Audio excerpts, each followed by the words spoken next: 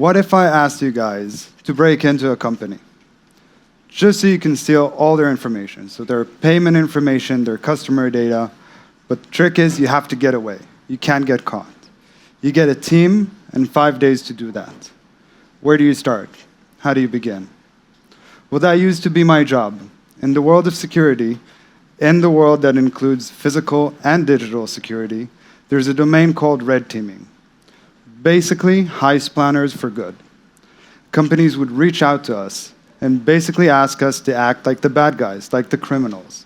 Break in, take everything they had, but with a little twist. We'd write a report afterwards, showcasing everything we've done from start to end, hopefully turning a potential disaster into lessons in fortification. Now, every good heist needs a plan, and this one is no exception. We'd start by scoping out the target, understanding what's important to them, where do they keep it, what kind of defense mechanisms are there or detections to catch us. And then we try to plot the course of least resistance to get there and get things out. My personal favorite method was disguises. I guess somewhere deep down, I'm still a kid who loves to play dress up.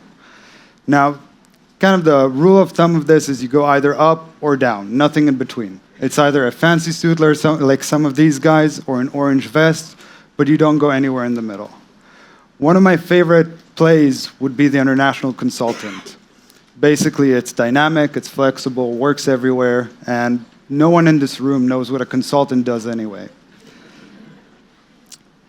You'd be surprised, by the way, how much the physical aspect impacts everything. So if you take the invitation letter, send it in an email, it's not gonna be so much effective. If you print it at home, that would work great.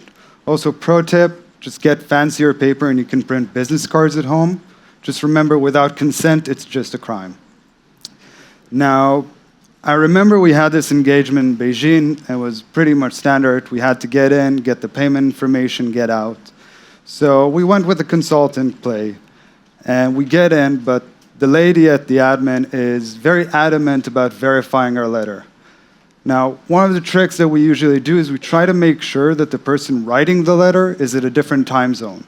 It, A, discourages people from actually wanting to verify it, and B, in case they do like in this one, it gives us a few hours to kind of improvise, which is what red teaming is all about.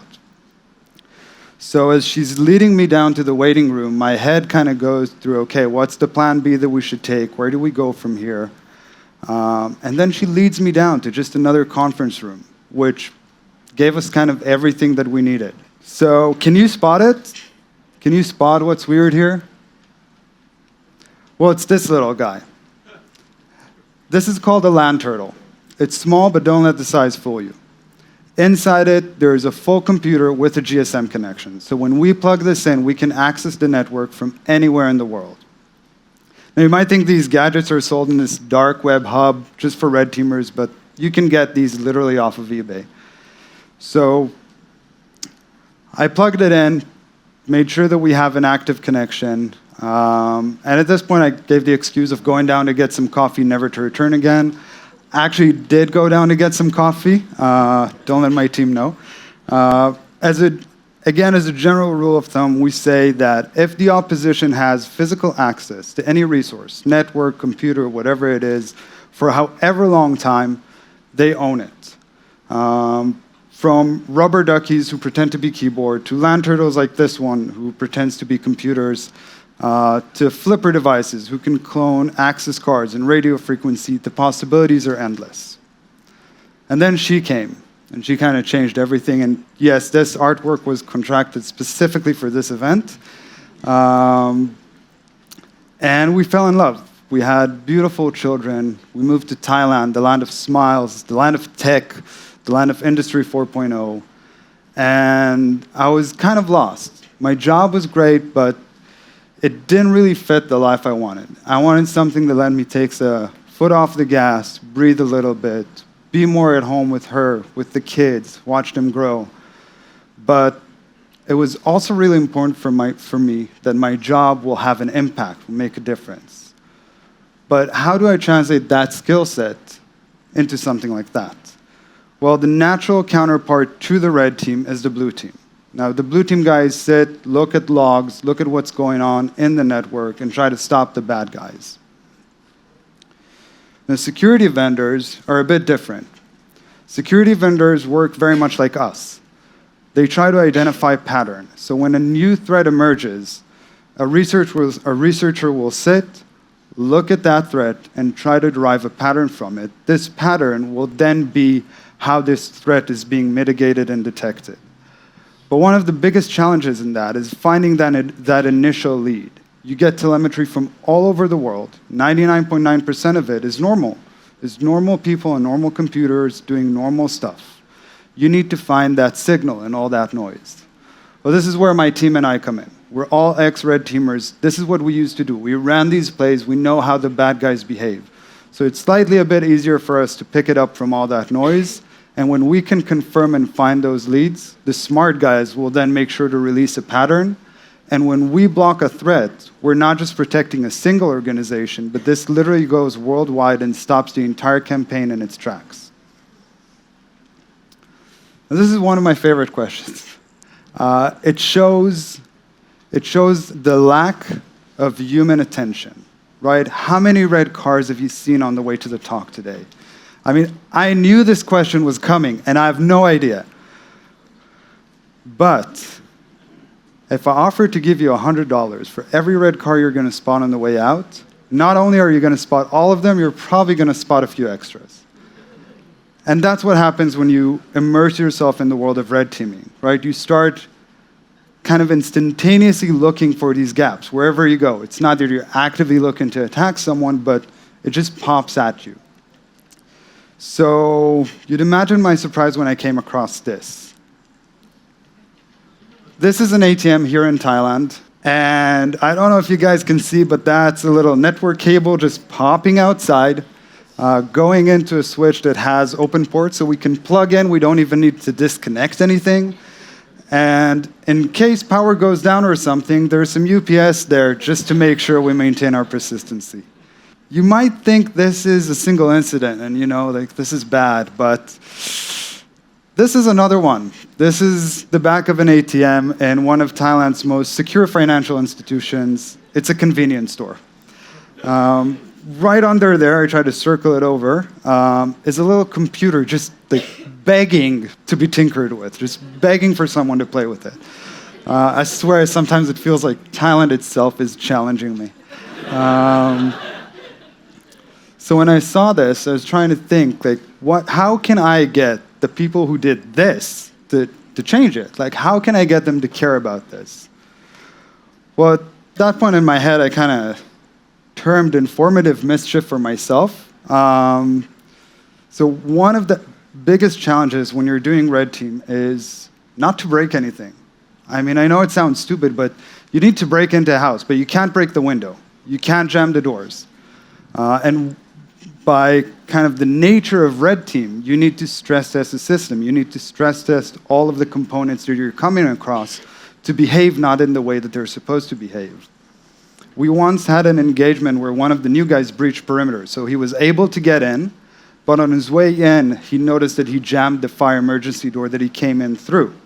We had to actually scrap the engagement, reach out to the customer because you can't compromise safety.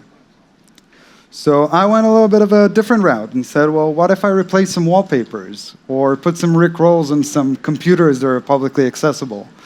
I got computers to say very funny stuff, which I'm not going to repeat here. And it got me a lot of giggles, but I can't really say that it made the impact that I was looking for.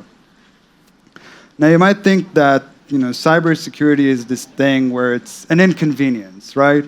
There's a breach, there's a month that I get a few more spamming emails. Maybe I have some credit card transactions that I need to cancel. But that kind of comes from our perspective of privilege. Senior citizens are a lot more vulnerable to scams, especially when they include previously stolen information that's real.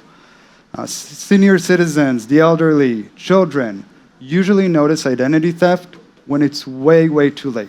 And while we're in this topic, one of the notions I'd like to dispel is how movies keep on portraying hackers, cyber criminals as these 16-year-old kids in their mom's basement. Not the case.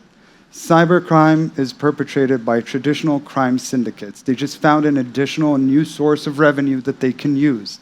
That's all there is to it. As a rule of thumb, we kind of say if there is a doubt, there's no doubt. So if you get an email from your bank asking for your credit card information, you do have that doubt of whether I should or shouldn't, don't. Just call the bank, check. There's almost no chance that they're asking for it. Now, CISOs, these are the people who are in charge of security for entire organizations, have an almost impossible challenge ahead of them, right? So they start the day, they go to work, and the threat landscape is not only infinite, but it's constantly evolving. However, their resources are finite, so they can't just spend and protect from everything. So they need to pick and choose. How do they do that? They do that by risk evaluation. They take every threat that they can think of, and they give it 2 scores. Simplified, but they give it 2 scores.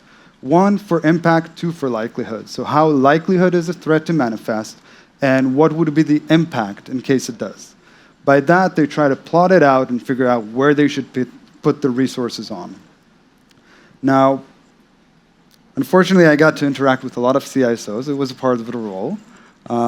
And one of the lines I kind of loved hearing the most was, we had 0 incidents last year, so this year we don't really need any buff up or anything. It's one of my favorite lines because of a few reasons.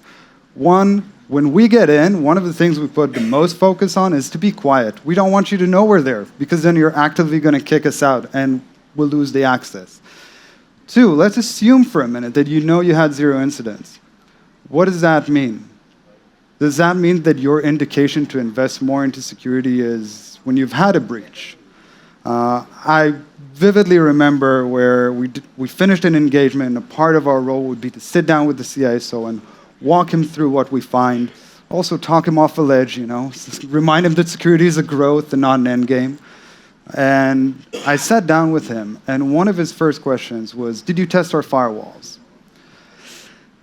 Got me a little bit nervous. In fact, we breached a perimeter through the firewall, which is fairly abnormal and would look very bad. But I had to tell him, so I told him what happened. I was expecting him to lash out, yell, say, this is out of scope, I can't believe you did this. Instead, he smiled. He smiled the biggest smile I've ever seen. Christmas just came. And I shouldn't have, but I had to ask, why are you so happy about, right? This is something that you're in charge of. And he looked at me and he told me, look, we've been trying to get these ancient firewalls replaced for 2 years, but we kept getting the answer that they were working so far, so why should we replace them?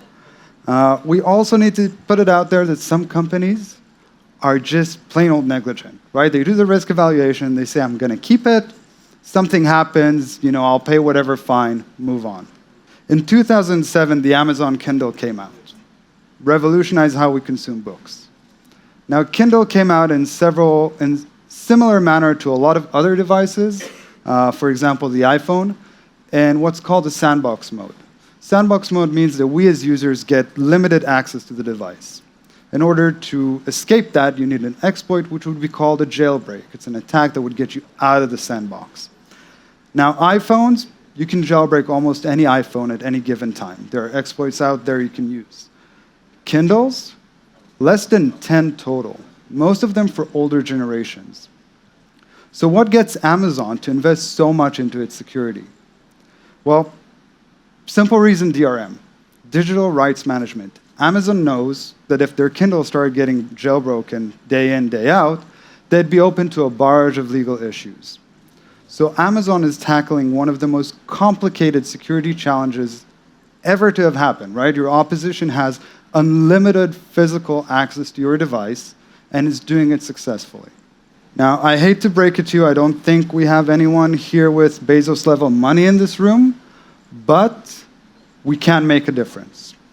So we're friends, we're partners, we're colleagues, we work with people, we integrate with people. And I think the best thing we can do is to speak up, is to say something. If you walk into your bank, and you sit down with the teller, and as you sit down, you get to see the full financial history of the person sitting there before you, you can't be surprised that the person after you will see yours. Say something. It doesn't have to be confrontational. It doesn't have to be a fight. A simple, I'm uncomfortable with this, or I don't think I should be seeing this, would go a long way. Now, you might think that if you do it, like, who are you? You're not going to make any difference. And you're right. We're nobodies and we won't make any difference. But if enough of us say it together, that would make a difference. If the teller gets the third person of the day saying, hey, I shouldn't be seeing this, I promise you that I don't care what that institute's procedures and policies are. I don't care if they're supposed to do it or not. They're going to set those papers aside just because they don't want to hear that. Business will be business, right? We can't expect them to prioritize security and privacy. It doesn't add to their bottom line. But we can show them where we care. We can give them that motivation to change. We can take security in Thailand from an afterthought to a cornerstone. So let your voices be heard. And as my wife would say, lead with kindness and empathy. Thank you.